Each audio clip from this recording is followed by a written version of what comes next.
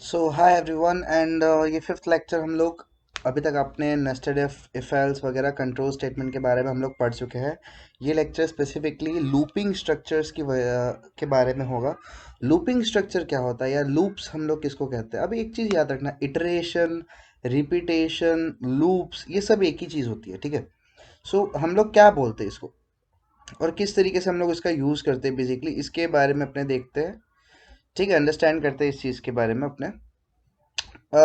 हमको क्या करना है, बोले कोई भी चीज़, कोई भी टास्क या कोई भी स्पेसिफिक कोड जब हमको रिपीट करना होता है, सिमिलर काइंड ऑफ कोड जब हमको रिपीट करना होता है, दोहराना होता है, उस टाइम पे हम लोग लूप्स का यूज़ करते हैं। अब पाइथन के अंदर कितने टाइप्स के लूप है?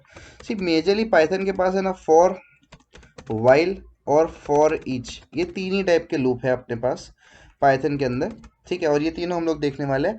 फॉर ईच लूप हम लोग डेटा स्ट्रक्चर देखने के बाद देखेंगे, लेकिन अभी के लिए हम लोग फॉर और वाइल लूप, ठीक है, सॉरी यहाँ पे सेम हो गया, फॉर और वाइल लूप हम लोग देखने वाले हैं यहाँ पे।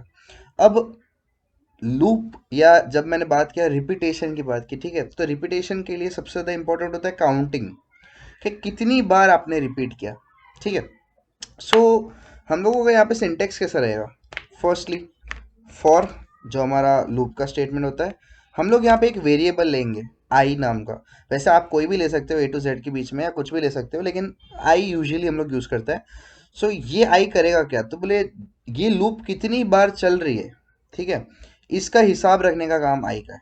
Okay, so for I in range, यहाँ पे हम लोग रेंज फंक्शन का यूज़ करते हैं। वैसे for different kinds of function के साथ चलता है, रेंज फंक्शन को हम लोग यूज़ करते हैं। और इस रेंज के अंदर हमको डालना क्या है, इसके अंदर मेजरली है ना, तीन पैरामीटर्स यूज़ होते हैं, ठीक है।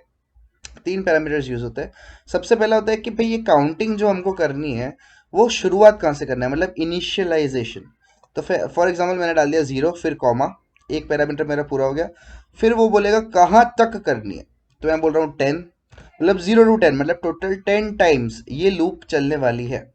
और लास्टली हम लोग यहाँ पे +1, मतलब सिंपल वन, हम लोग यहाँ पे लिखते हैं। इसका मतलब क्या हुआ, एवरी टाइम जब एक लूप घूमती है तो उस लूप को आप +1 एंटिटी के नाम से जानते हो। दैट मीन्स के आपकी जो वैल्यू है वो +1 बढ़ेगी। क्यों ऐसा?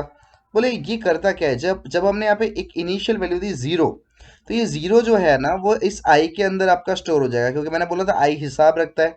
आई वेरिएबल हमारा काउंट करने के लिए हमने यूज किया हुआ है।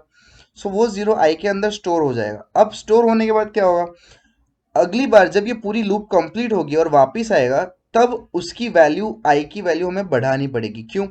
यहाँ पे कंडीशन ऐसा कुछ ऐसा है कि आई से जीरो से आपका लूप शुरू होना चाहिए और 10 तक जाना चाहिए। लेकिन अगर आई का वैल्यू जीरो का जीरो ही रहेगा तो वो 10 तक कभी पहुंच ही नहीं पाएगा, वो इनफाइनाइट लूप बन जाएगा, है ना।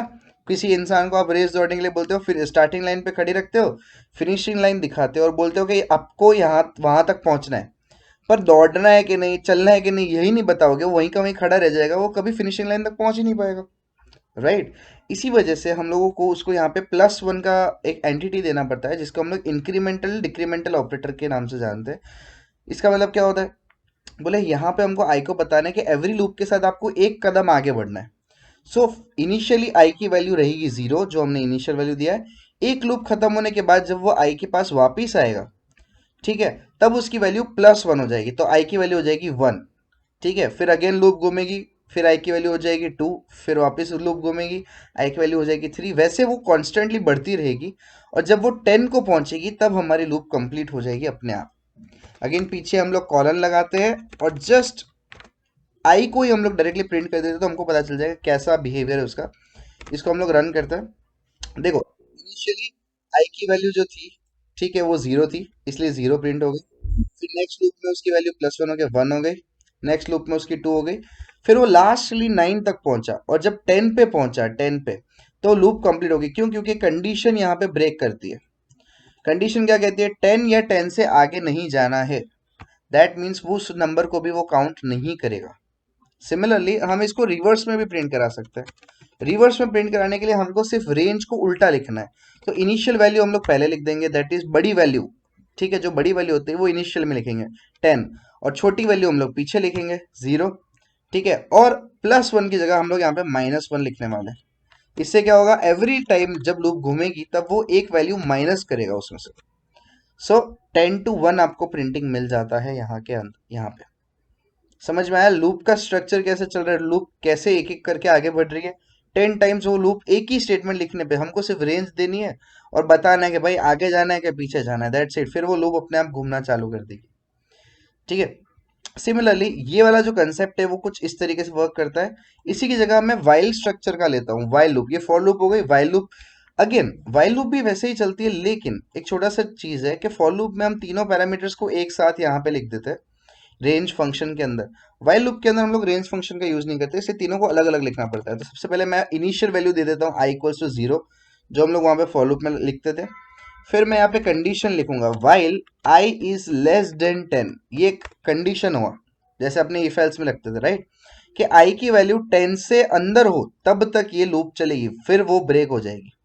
ठीक है। फिर अगेन प्रिंट आई, जो अपने पहले ऊपर फॉर लूप में किया, और यहाँ पे जो हम लोगों ने इंक्रीमेंटल में +1 दे के रखा था वो +1 हम लोगों को यहाँ पे भी देना पड़ेगा। सो आई प्लस इक्वल्स टू 1 हम लोग कुछ इस तरीके से लग सकते हैं। इससे क्या होगा, प्लस हो जाएगा every time 1। Again same output 0 to 9। इसको भी रिवर्स करना हो तो हम लोग यही चीज करेंगे, i = 10 while I is greater than 0। इस बार उल्टा है, ग्रेटर देन 0, प्रिंट आई और आई प्लस और sorry minus equals to 1, right. So 10 to 1 print हो गया। बेसिक सा क्वेश्चन होता है, यहाँ पे हम लोग बेसिक रेंज जानने की कोशिश करते हैं क्वेश्चन के अंदर। उसके बेसिस पे हम लोग रेंज का पैरामीटर जो इनिशियलाइजेशन क्या होता है या एंडिंग पॉइंट आपको कैसे रखना है वो यहाँ पे आपको पता चल सकता है। ठीक है, बेसिक चीजों से। चलो अब एक स्टेटमेंट छोटा सा ले लेते हैं इस लेक्चर के अंदर, इस एग्जांपल ले लेते हैं। ठीक है, इस वीडियो के अंदर अपने लोग, वो है कि अगर मुझे यूजर से एक वैल्यू लेनी है और यूजर से वो वैल्यू लेने के बाद मैं उसका टेबल प्रिंट करवाना चाहता हूँ। ठीक है, जैसे फॉर एग्जांपल यूजर ने वैल्यू दी 5, तो 5 का पूरा टेबल प्रिंट होके आना चाहिए हमारे सामने। तो ले लेते हैं एक वेरिएबल ए, उसके अंदर इंट इनपुट एंटर वैल्यू। ठीक है, और इसके अंदर हम लोग फॉर आई इन रेंज। इस बार हम लोग 0 से नहीं 1 से शुरू करेंगे क्योंकि टेबल 1 to 10 तक चलता है। बिकॉज हमारी एक वैल्यू आउट हो जाती है इसलिए मैं 11 तक लिखूंगा, तो 11 काउंट नहीं होगा, 10 तक काउंट होगा, एक वैल्यू कम से काउंट होगी। ठीक है, और यहाँ पे +1 लगा दिया, दैट इज इट। जब मैं प्रिंट करूंगा तब मुझे मल्टीपल चीजें प्रिंट करनी है। फॉर एग्जाम्पल यहाँ पे अपने ले लेते हैं। ठीक है, मैं हैश कॉमेंट आउट करके लिख देता हूँ यहाँ पे। टेबल कैसा होता है, 5 × 1 = 5, कुछ इस तरीके से वैल्यू लिखी जाती है। ठीक है, सबसे पहला 5 है, जिसका टेबल होगा वो सबसे पहले कांस्टेंट हर जगह रहने वाला है। तो जिसका टेबल लिखना है वो तो हमारा ए के अंदर स्टोर्ड है, तो मैं ए लिखूंगा। फिर मेरा एक्स आएगा यहाँ पे, तो मैं एक स्पेस लेके एक एक्स स्ट्रिंग को ज्वाइन कर देता हूँ। अगेन कॉमा, जब मेरे को मल्टीपल वैल्यूज लिखनी हो ना तो मैं ऐसे कॉमा करके बीच में यूज कर सकता हूँ। एक ही प्रिंट के अंदर हम लोग मल्टीपल चीजों को प्रिंट कर सकते हैं कॉमा करके, इंडिविजुअल रख के सबको। एक्स कर दिया। ठीक है, अब वापस मुझे 1 प्रिंट करना है, तो टेबल के अंदर बीच वाली जो वैल्यू होती है वो 1 to 10 तक जाती है। यहाँ पे एक ही वेरिएबल है जो 1 to 10 तक जा रहा है, वो है आई। मैं आई रख देता हूँ यहाँ पे, एक और बार स्पेस देके इक्वल्स टू दे रहा हूँ मैं यहाँ पे। ठीक है, एंड फाइनली मुझे यहाँ पे जो भी आंसर है ये इन दोनों का मल्टीप्लीकेशन होगा। 5 × 1 = 5, 5 × 2 = 10। तो बेसिकली ये पहला वेरिएबल जो है और दूसरा वेरिएबल जो है उसका मल्टीप्लीकेशन है ना लास्ट। सो अपने हम a × i कर देते हैं यहाँ पे। ठीक है, डन। इसको अपने रन करते हैं। 5 का टेबल चाहिए भाई मुझे, मिल गया 5 का टेबल, राइट। इस तरीके से हम बहुत सारे डिफरेंट क्वेश्चंस जो है वो लूप से सॉल्व आउट कर सकते हैं, जो आपको धीरे धीरे समझ में आएगा। ठीक है, लूप क्वेश्चन वाइल से भी ये सेम क्वेश्चन सॉल्व हो सकता है बहुत इजीली। मैं फटाफट कर लेता हूँ। इंट इनपुट, वाइल और लूप जो फॉर लूप है वो ऑलमोस्ट सेम होता है, ज्यादा डिफरेंस है नहीं। अब यहाँ पे मैंने जो फॉर लूप लगाया था बेसिकली, यहाँ पे मैं वाइल लूप ले लेता हूँ। तो आई की वैल्यू 1, वाइल की जो वैल्यू है that is I should be greater than less than 11। ठीक है, प्रिंट में मैं यही चीज कॉपी कर लूंगा और कोई चीज मेरे को लेने की जरूरत नहीं है।